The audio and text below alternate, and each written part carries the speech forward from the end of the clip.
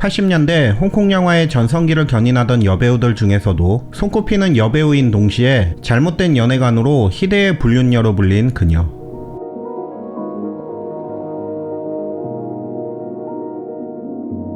(1962년) 홍콩에서 태어난 관지림은 태생부터가 남달랐는데 그의 아버지인 관사는 스위스 로카르노 국제영화제에서 최우수 배우상을 받으며 25세라는 젊은 나이에 홍콩 배우 중 최초로 국제영화제에서 수상한 배우였고, 어머니 장빈천 역시 홍콩장성 정영공사 소속의 유명 여배우로 이 둘이 결혼을 발표했을 때 홍콩 전체가 떠들썩했었다고 한다.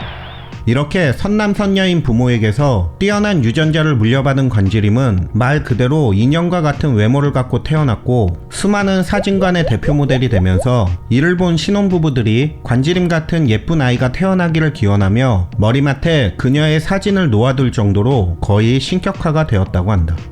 이렇게 태어날 때부터 모든 것을 다 갖춘 관지림은 남부러울 것 없이 자랄 것 같았지만 아버지 관산의 외도로 가정은 급격히 흔들리게 된다. 이에 그녀의 어머니는 남편을 잡기 위해 관지림이 태어난 후 9년 만에 아들까지 낳았으나 관산의 외도는 변함이 없었고 결국 관지림이 13세가 되던 1975년 이혼을 하게 된다. 이혼 후 어머니는 어린 남동생을 데리고 미국으로 떠나고 관지림은 아버지와 함께 홍콩에 남게 되는데 그녀는 어린 자신을 두고도 계속해서 외도를 하는 아버지를 보며 불신과 상처가 점점 커지게 되었다고 한다.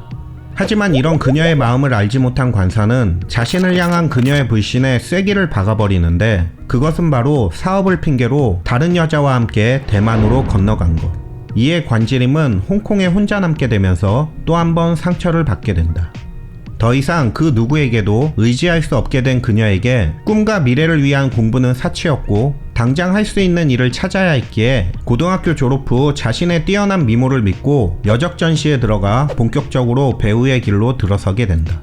그렇게 그녀는 첨첨입삼이라는 드라마에 장국영, 막소총 등과 함께 출연하며 데뷔하였고 타고난 미모로 주목을 받으면서 신인임에도 불구하고 여기저기에서 러브콜 요청이 쇄도하면서 데뷔 후 근 1년 동안 5편의 드라마와 2편의 영화를 찍는 말도 안 되는 스케줄을 소화하게 되는데 당시 그녀는 집에 갈 시간도 없어 거의 스튜디오에서 하루에 1시간 정도 쪽잠을 자며 1년을 버텼다고 한다. 이렇게 단숨에 스타가 된 관지림은 매일 바쁜 나날을 보내면서 처음에는 자신이 천생 배우라 생각했지만 불과 데뷔 2년 만에 자신의 생각이 잘못됐음을 느끼게 되는데 계속되는 러브콜의 이유가 연기를 잘해서가 아닌 단지 작품의 흥행을 위해 자신의 미모가 사용되고 있었다는 것, 즉 자신이 꽃병에 지나지 않았다는 것을 알게 된 것이다. 게다가 당시 홍콩 영화계는 온갖 더러운 관행들이 팽배해 있었는데 그녀의 미모에 반한 관계자들의 추파와 자신을 질투하는 여배우들의 모함은 당시 19세밖에 안 된 어린 소녀가 감당하기에는 너무 버거운 짐이었다. 이러한 것들이 겹쳐 애초에 연예계에 관심이 없었던 관지림은 회의감을 느끼게 되고 하루라도 빨리 이 바닥을 벗어나기 위한 방법을 찾게 된다. 그러던 어느 날 파티에 참석한 그녀에게 한 남자가 다가오는데 그는 바로 금융과 무역계의 큰손인 왕국정이었다. 그를 본 관지림은 그 순간 결혼만이 자신을 이 구렁텅이에서 벗어나게 해줄 것이라 생각했고 이후 둘의 관계는 급격히 발전하여 결혼까지 약속하게 된다. 그녀의 결혼 소식을 들은 아버지 관사는 나이도 18살이나 많고 이혼 경력까지 있던 왕국정과의 결혼에 대해 자살 시도까지 하는 극단적인 선택을 보이며 강력히 반대하지만 이에 관지림은 가정을 망쳐놓은 아버지가 자신에게 이럴 자격이 있냐며 반박하면서 고집을 부렸고 결국은 결혼 승낙을 받아내게 된다. 사실 그녀는 연예계를 떠나기 위한 방법으로 왕국정과의 결혼을 선택했지만 속으로는 망설이고 있었다고 한다. 하지만 관산이 반대를 하자 평소 그에 대한 원망과 분노가 쌓여있던 그녀는 아버지가 강하게 반대를 할수록 반발심이 생겨 그의 의견에 반대되는 것이 복수를 하는 것이라 생각하고 결혼을 결정했다고 한다. 결국 관산의 강력한 반대가 오히려 역효과를 불러일으킨 셈이 된 것. 이렇게 우여곡절 끝에 관지림은 왕국정과 만난 지 2달 만에 번개 결혼을 하며 뜻대로 연예계를 떠나 전업주부로 살게 된다. 그러나 행복한 결혼 생활을 꿈꾸던 그녀의 바람과는 달리 얼마 지나지 않아 본성을 드러낸 왕국정은 관지림 같은 여자는 흔한 타입으로 거리에서 헌팅한 여자가 그녀보다 낫다며 외도를 시작했고, 결국 관지림은 결혼한 지 5개월 만에 이혼을 하면서 꽃다운 20세에 결혼과 이혼을 한꺼번에 겪게 된다. 이후 그녀는 더 이상 과거의 청순 여신이 아닌 이혼녀로 낙인이 찍히면서 그 누구도 자신을 찾지 않아 한동안 힘든 나날을 보내게 된다. 그러던 1984년 어느 날, 관지림은 자신의 운명을 바꿀 한 통의 전화를 받게 되는데, 그녀에게 전화를 한 사람은 바로 홍금보였다. 홍금보는 그녀에게 내가 곧 제작할 영화가 있는데 관심 있어? 라고 물어봤고, 이에 관지림은 묻고 따지지도 않고 승낙하게 된다. 홍금보가 말한 영화는 바로 하일복성. 국내에는 칠복성으로 알려진 코미디 영화로, 관지림은 여자 화장실에 잠복한 킬러와 맞닥뜨렸을 때 능청스럽게 눈이 안 보이는 척하는 연기를 훌륭히 소화했으며 과감한 노출신까지 불사하는 등 열연을 펼쳤고, 관객들에게 큰 호응을 얻으며 재기에 성공하게 된다. 하지만 그와 동시에 뜻하지 않은 비난도 받게 되는데, 영화 촬영 과정에서 같이 출연한 성룡이 관지림에게 연기를 지도하며 챙겨주는 모습에서 연문설이 불거진 것. 당시 성룡은 임봉교와 결혼한 상태였는데, 이러한 소문이 돌다가 잘못하면 영화에도 지장을 줄 수 있다 생각한 홍금보는 성룡과 크게 다투기까지 했다고 한다. 상황이 이렇게 되자 이대로는 안 되겠다 생각한 관지림은 아버지의 불륜으로 인해 어린 시절 힘든 시기를 보냈는데 내가 불륜을 저지르겠냐 반박하며, 자신은 그런 사람이 아니라고 주장하면서 분노와 분함을 토로한 그녀는 이후 1985년 부동산 재벌가인 마청이와 스캔들이 나게 된다. 마청이는 당시 유명 여배우였던 진미기와 결혼한 유부남으로, 이 때문에 당시 임신 중이었던 진미기는 충격으로 유산까지 하게 되는데, 이에 관지림은 유산을 한 그녀에게 전화를 걸어 알도 못 낳는 닭이라는 망언을 했다고 한다. 결국 제대로 빡친 진미기는 마청이와 1986년 이혼까지 하게 되는데, 그녀는 한 인터뷰에서 관지림 때문에 자신이 유산을 하게 됐고 성룡의 아내였던 임봉교 역시 많이 힘들어했다고 밝혔다.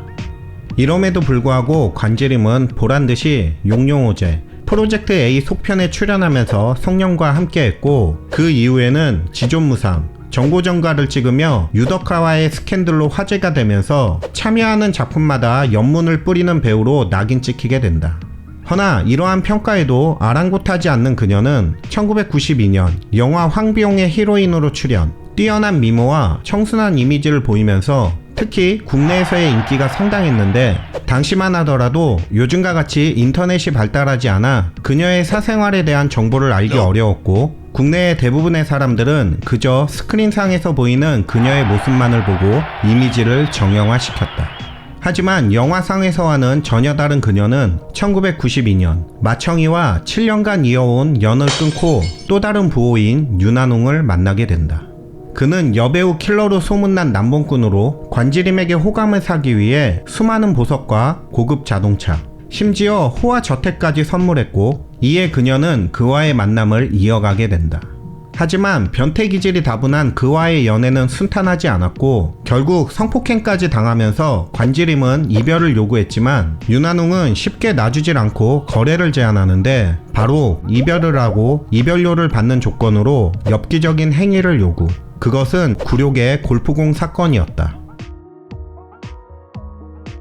이렇게 관지림은 힘든 연애와 이별을 하면서 고통을 받았지만 그 대가로 큰 돈을 모으는 계기가 되었다고 한다.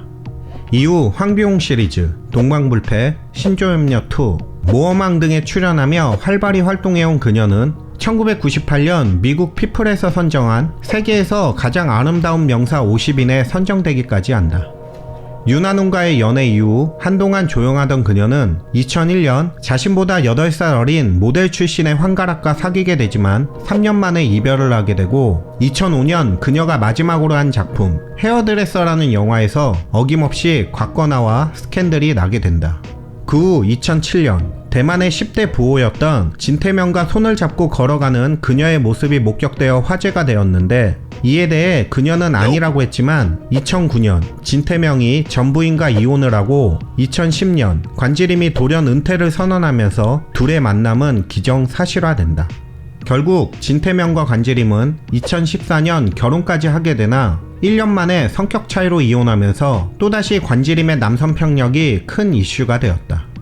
예전 한 매체와의 인터뷰에서 첫 이혼 후 자신의 외로움을 달래고 돈을 벌기 위해서라면 다가오는 남자는 거부하지 않았으며 가정이 있건 없건 상관하지 않고 만났다고 밝힌 그녀. 이런 그녀의 발언은 확실히 어릴 적 가정을 버린 아버지에게 받은 상처에서 벗어나지 못한 모습을 보였으며, 그런 현실에서 벗어나고자 신중하지 못한 결혼을 선택하여 또다시 아버지와 같은 부류의 남자에게 상처를 입으면서 연애의 개념이 사랑이 아닌 자신의 이익을 추구하는 수단으로 변했고, 어느 순간 자신이 그토록 싫어했던 아버지와 같은 인간이 되었음을 나타내고 있어 안타까움을 주고 있다. 이후 과거 2005년부터 부동산에 투자하며 어마어마한 부를 쌓은 그녀는 개인 사업 및 공익, 자선 사업을 시작. 지난 30여 년 동안 반복된 무분별한 연애와 이별의 굴레에서 벗어나 이제는 자신의 삶을 변화시키길 원한다며, 그동안 본인 때문에 상처받은 사람들에게 미안하다 사과하면서 더 이상 타인에게서가 아닌 자신 스스로 행복을 찾으려 노력하는 지금의 생활에 만족한다고 전했다. 안녕하세요, 후아유입니다. 이번 영상을 만들면서 많은 것을 느끼게 되었는데요. 가정환경이 삶에 있어서 생각보다 큰 영향력을 끼친다는 것을 새삼 느끼게 되었습니다. 저의 어릴 적 부모님은 어땠었나? 지금 아이를 둔 아버지로서 나는 어떤가? 물론 과거가 어둡다고 모두가 관지림과 같은 삶을 사는 것은 아니겠지만, 문제가 있는 아이의 근본적인 원인은 부모에게 있다 라는 말처럼 아직 정서적으로 완성이 되지 않은 어린아이에게 있어 부모의 역할이 얼마나 중요한지 다시 한번 느끼는 시간이었습니다. 이번을 계기로 저도 가족들에게 좀 더 믿음이 가는 가장이 되도록 노력해야겠다는 다짐을 해봅니다. 본 영상을 시청하고 계시는 여러분들도 겉으로 보여지는 부분만을 보고 사람을 탓하기보단 그 사람이 왜 이렇게까지 되었는지, 또한 나는 어떤지를 다시 한번 생각해보는 계기가 되었으면 좋겠습니다. 긴 영상 시청해주셔서 감사하고 저는 또 다른 영상으로 다시 찾아뵙겠습니다. 안녕.